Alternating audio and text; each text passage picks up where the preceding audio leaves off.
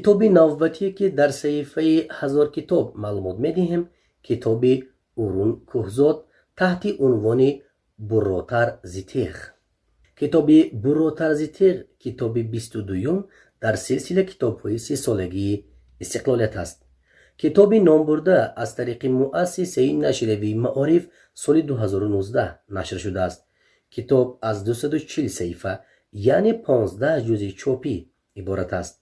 صحیفه های درونی کتاب یک رنگه بوده، مقابلش رنگه می باشد.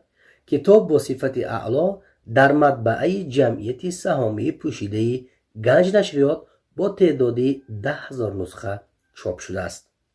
بروتر زیتیغ در مجموع پویست و نگاشته های را در بر میگیرد که از تاریخ پیچیده و پرخون ملت تاجیک قصه می کنند.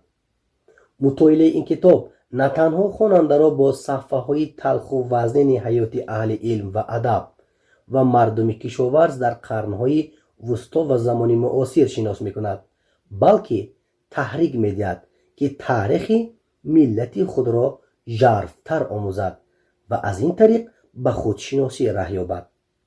راه یگانه بیرون رفتن از بحران معرفتی را مؤلف در پژوهش علم و مطالعه می داند و به خواننده خود اطمینان می دهد که تنها دانش می تواند راه انسان را منور سازد و او را به بخت و محبت واقعی برساند. نویسنده خلقی تاجیکستان، برنده جایزه دولتی تاجیکستان به نام ابو عبدالله رودکی در دهه غزه ناحیه پنجکند تولد یافته است. دانشکده دولتی آموزگاری دوشنبه را ختم کرده است. مؤلف رمان‌های هم کوهی بلند، هم شهر عظیم، هیجا، قصه های راه عقبه، یک روزی دراز و بسیار دراز و حکایه ها می باشد. این کتاب برای آنهایی که می خواهند به ایجادات اورون کوهزاد شناسایی پیدا کنند دستوری خوب است. کتاب را از مغازه های کتاب می توانید دسترس نمایید. این بود معلوماتی مختصر درباره کتاب اورون کوهزاد تحت عنوان بروتر زیتیغ. نوابسته از تضادهای زندگی با شما تنها کتاب همنشین و همصحبت است.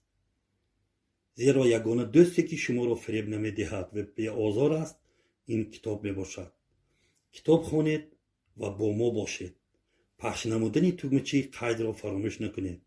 خیر دوستان عزیز، تا نشری نوبتی صحیفه 1000 کتاب.